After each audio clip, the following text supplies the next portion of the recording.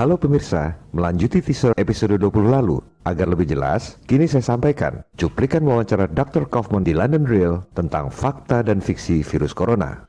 Orang yang malas mikir akan bilang, itu kan pendapat 1-2 orang. Saya ingin menjawabnya. Pertama, sudah pasti hampir tak ada saintis yang berani mengemukakan pendapat yang berbeda. Sebab dia sudah pasti dihujat orang sedunia, dikucilkan oleh saintis lain, dikucilkan oleh keluarganya, kehilangan pekerjaan, dan resiko dibunuh. Siapa yang mau? Anda mau?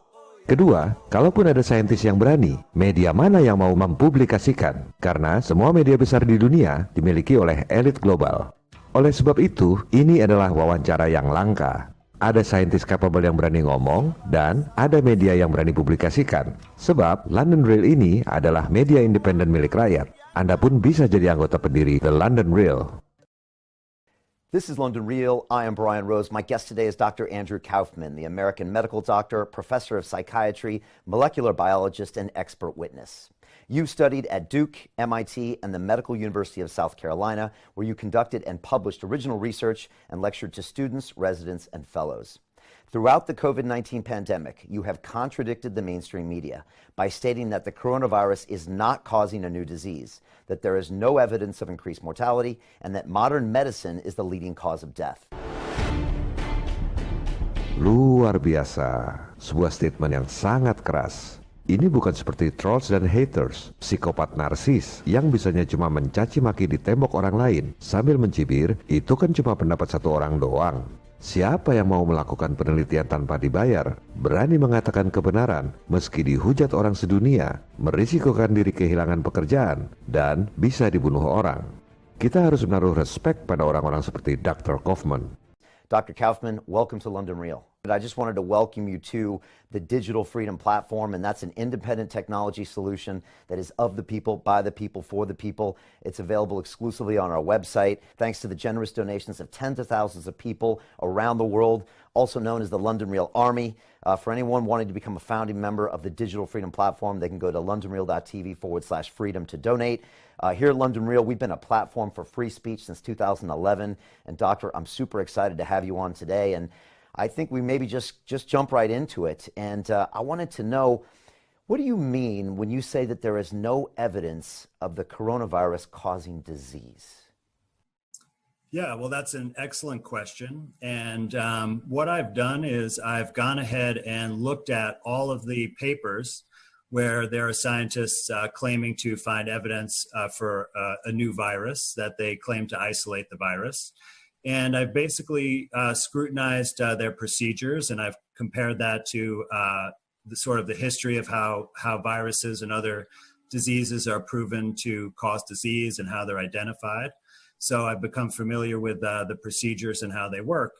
And what I've found is that the scientific procedures that have been utilized in all of these scientific studies are actually, it wouldn't be possible using those techniques to isolate a virus and purify it and prove that it exists.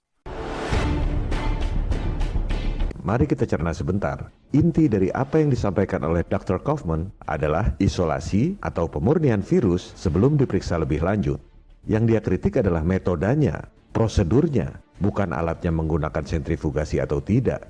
Kedua, perhatikan baik-baik kalimat Dr. Kaufman.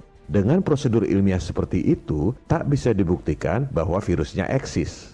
Saintis itu ibarat pakai kacamata kuda, meneliti virus di cawan Petri. Dia nggak bicara tentang virus yang ada di tempat lain. Dia ngomong apa yang ada di cawan Petri. Jadi, yang dimaksud Dr. Kaufman, di cawan Petri yang diteliti oleh para saintis itu, nggak bisa dibuktikan bahwa virusnya ada. Bukan berarti bahwa COVID-19 itu nggak ada di dunia. Virusnya mungkin ada. Tapi, karena virusnya nggak dimurnikan dulu, maka nggak bisa dibuktikan bahwa yang di cawan Petri itu adalah spesies COVID-19.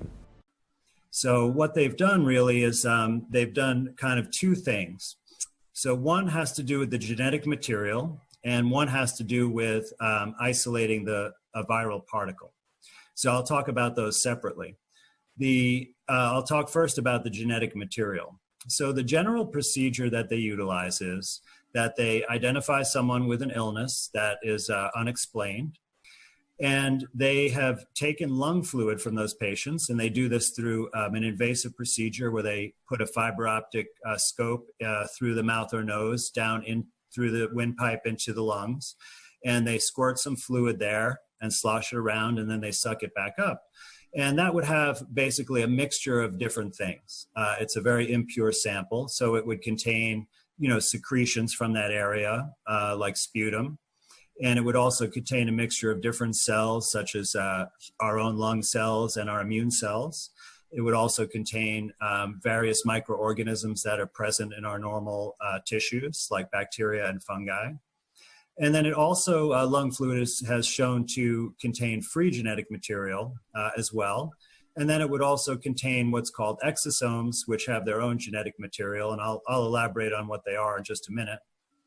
And so they took this sample of lung fluid, which has genetic material from many sources, and they added an enzyme that would digest any cell membrane. So it basically allows the DNA or RNA to be free in the solution so that they could do further analysis. And then they've identified a sequence of RNA that they allege is from a coronavirus or from the coronavirus family.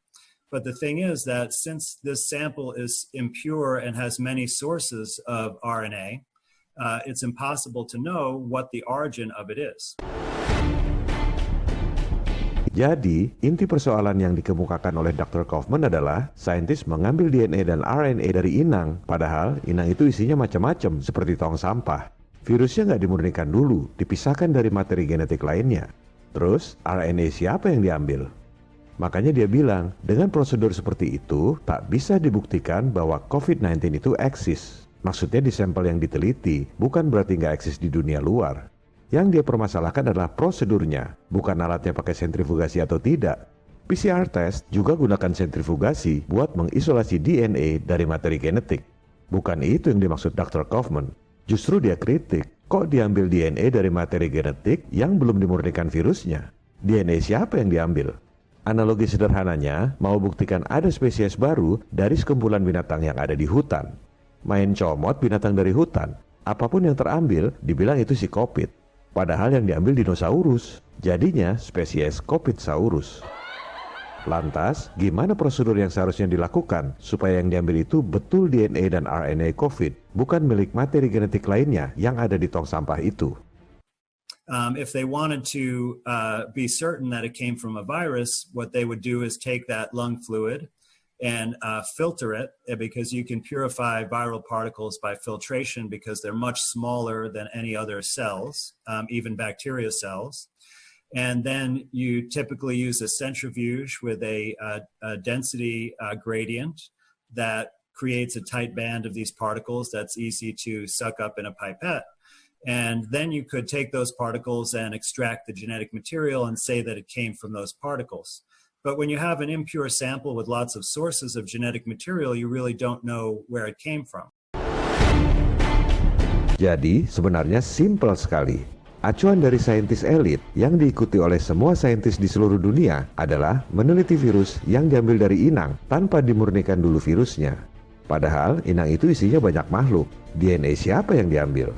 Masa nggak ada saintis di seluruh dunia yang meneliti COVID? Ya ada dong, banyak negara melakukan penelitian. Tapi acuannya ya acuan saintis elit itu, hasilnya ya sama aja kalau ngikut acuan yang sama. Dikira meneliti virus, padahal yang diteliti eksosom. Bikin vaksin buat virus, nggak taunya yang mati malah eksosom, ya makin hilang imunitas kita.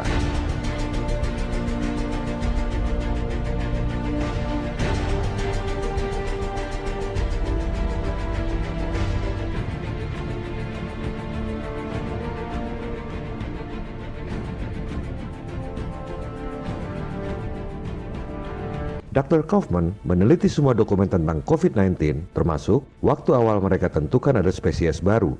Coba Anda riset, dokumen awal penelitian COVID itu yang mana? Dari mana Anda tahu bahwa itu adalah dokumen penelitian COVID yang pertama? Gunakan otak Intel atau kecerdasan Anda. Lihat timeline di situs resmi WHO. Anda lihat, tanggal 5 Januari, pertama kali WHO umumkan ada wabah, tulisannya masih tak diketahui penyebabnya. Seminggu kemudian, tanggal 12 Januari, diklaim sudah ketemu urutan genetiknya. Sudah dinamai pula COVID-19. apa yang terjadi antara tanggal 5 sampai 12 Januari. Coba cari mana penelitiannya. Anda scroll ke bawah. Ini dia, interpretasi atas wabah. Coba kita lihat interpretasinya kayak apa, dasarnya kayak apa. Anda klik linknya. Ups, ini link mati apa sengaja disembunyikan? Jadi, mana penelitian COVID yang pertama? Apa dasar pengumuman tanggal 12 Januari bahwa ada virus baru bernama COVID-19? Yang masih ada filenya di situs WHO adalah penelitian tanggal 13 Januari di Berlin. Ini yang dimaksud Dr. Kaufman. Itu cuma protokol pemeriksaan kanker paru-paru biasa. Nggak ada pemurnian virus. Nggak ada visualisasi spesies baru. Harusnya kan begini. Misalnya, ini spesies kuda. Ciri-cirinya begini, begini, begini. Kemudian, ini ada spesies baru, kuda lumping. Spesiesnya begini, begini, begini. Kan jelas bedanya. Ini tidak begitu. Mereka ambil inang berisi berbagai materi genetik. Tidak dimurnikan, langsung ambil DNA-nya. Ibarat memeriksa rumah yang rusak. Asumsinya, di rumah yang rusak itu pasti ada pencurinya. Mereka lupa, di situ juga ada kucing, ada tikus, juga ada polisi yang lagi nangkap maling, eksosom. DNA siapa yang diambil kalau virusnya nggak dimurnikan dulu? Lantas, saintis langsung membandingkan urutan genetik tersangka COVID itu dengan urutan genetik SARS. Bingo! Kurang dari 80% urutan genetiknya sama dengan SARS. Maka, pasti ini adalah virus corona, saudaranya SARS, disebut COVID-19. Dasarnya cuma itu. Padahal, manusia sama ikan juga 80% urutan genetiknya sama. Kok nggak dibilang manusia itu ikan jilid 2? Ini yang dimaksud oleh Dr. Kaufman bahwa dengan prosedur ilmiah seperti itu tak dapat dibuktikan bahwa COVID-19 itu eksis. Maksudnya di sampel yang diteliti oleh saintis. But yet they're using a sequence identity that has a much lower percentage, under 80%, and saying that's a coronavirus because of that. So in my opinion, this is extremely weak science, and without purifying the lung fluid sample, you really can't tell what the origin of the RNA is.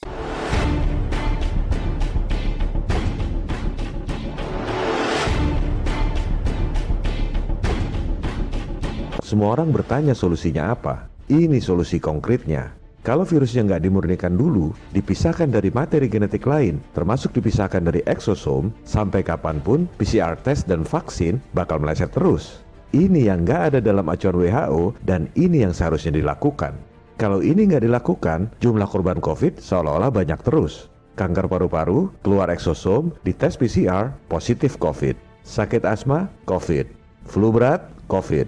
Keracunan, COVID. Radiasi ion, termasuk radiasi 5G, COVID. Itu semua adalah settingan yang sangat canggih untuk menciptakan propaganda ketakutan. Dan kalau virusnya nggak dimurnikan dulu sebelum dianalisa, vaksin bikinan rakyat bakal meleset terus. Akhirnya, yang bisa bikin vaksin adalah dia-dia lagi.